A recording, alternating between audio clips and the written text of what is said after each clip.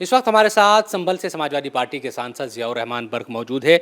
ज़िया भाई, जब से हम देख रहे हैं 27 में तो यूपी में चुनाव है, लेकिन अभी बंगाल में जो चुनाव हुआ उस जब से बीजेपी आई है वहाँ एक के बाद एक फैसले लिए जा रहे हैं। हम देख रहे हैं कि बकरीद अब नज़दीक है और बकरीद को लेकर दिशा निर्देश जारी किए गए हैं। गाय को लेकर बड़ी राजनीति हो रही है। हुमायूं कबीर कह रहे हैं कि गाय की कुर्बानी होगी।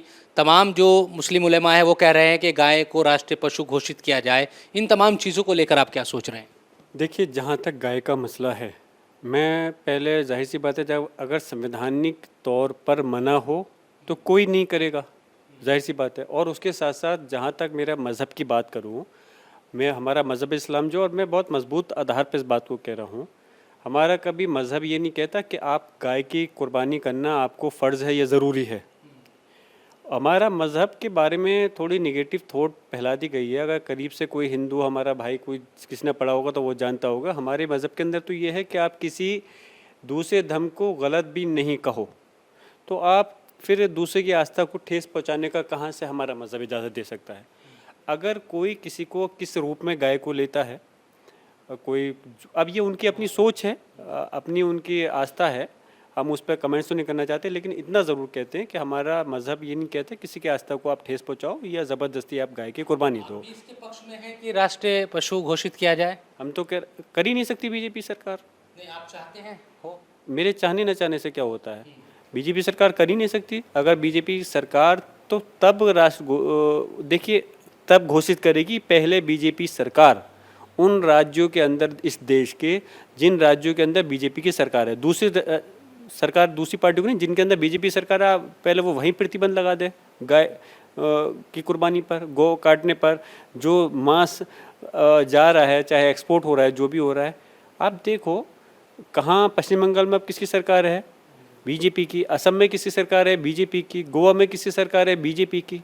ये जहाँ ये स्टेट के अंदर, बाकी उन राज्यों की बात ही नहीं कर रहा जिसमें दूसरे उसकी सरकार है, ये वहाँ पर ही लंबे टाइम से जब पाबंदी नहीं लगा पाए गोवा और असम के अंदर, तो पश्चिम बंगाल में कहाँ से इनसे उम्मीद की जा सकती है कि ये प्रतिबंध लगाएंगे।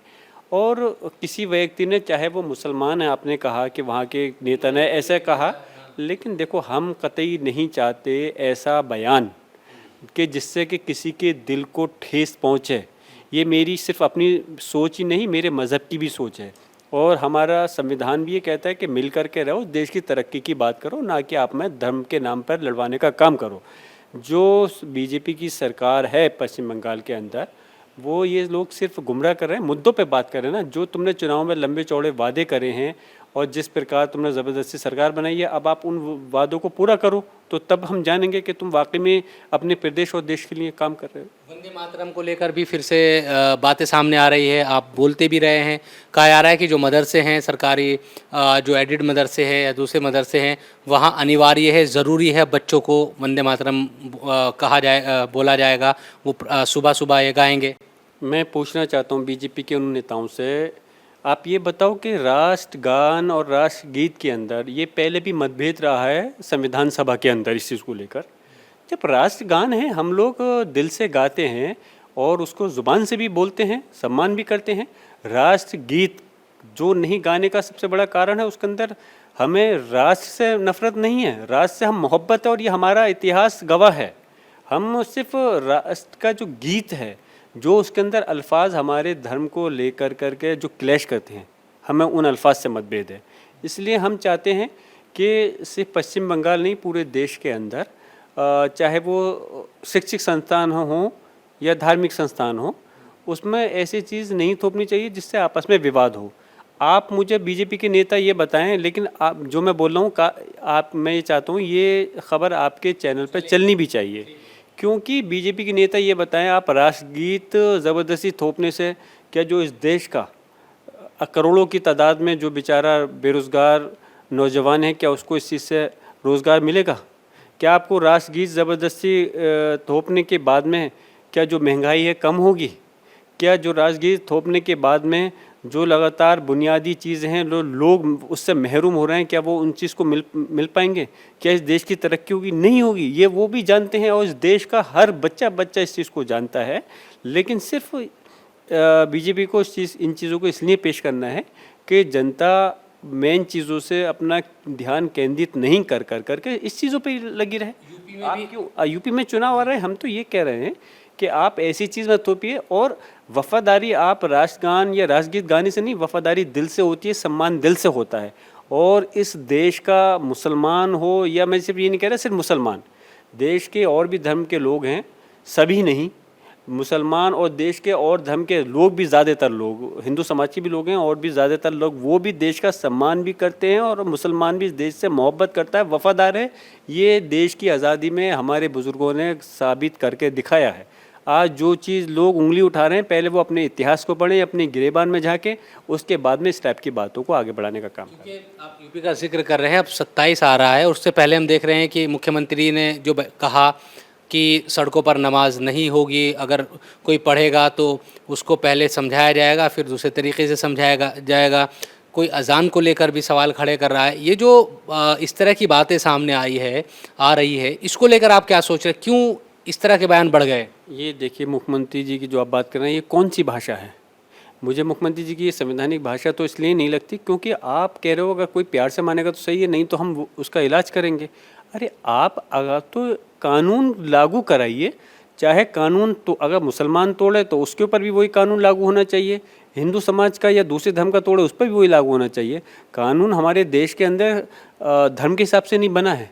कानून 140 करोड़ की आज आबादी है, चाहे कल को आने वाले सालों में ज़्यादा हो, तो सबके लिए वही बराबर कानून है।